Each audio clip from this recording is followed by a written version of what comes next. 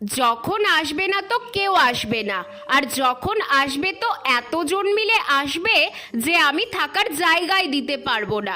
তবে আর ওদের আমাকে বিরক্ত করতে দেব না। আজকে সব গাছ আমি উপড়ে ফেলেছি। তোমরাই বলো আমার কি করা উচিত? একজনকে বাঁচাতে হলে তো আরেকজনের প্রতি আমাকে মায়া ত্যাগ করতেই হবে। আমার ছাদ বাগানের সাধের ড্রাগন গাছটা তো তোমরা সবাই দেখেছো, তাতে কি সুন্দর ড্রাগন ফুল ড্রাগন ফল সবে একটা দুটো করে আসতে শুরু করেছে, কিন্তু এতে বাধা দিতে এসেছে কিছু গাঁদা ফুল গাছ। একেই একটা ছোট ফলের ঝুড়িতে এত বড় ড্রাগন গাছটা আছে, এর মধ্যে যদি গাদাগাদি করে এত গাঁদা গাছ হয় তাহলে ফলটা আসবে কি করে ড্রাগন গাছে? এতদিন মায়া দেখিয়ে গাঁদা গাছগুলো তুলিনি, তবে আজকে সব মায়া ত্যাগ করে গাছগুলো তুলেই ফেললাম। আরে না, এত সুন্দর গাছগুলোকে ফেলে দেব না, এগুলোকে নিচে মাটিতে বসিয়ে দেব।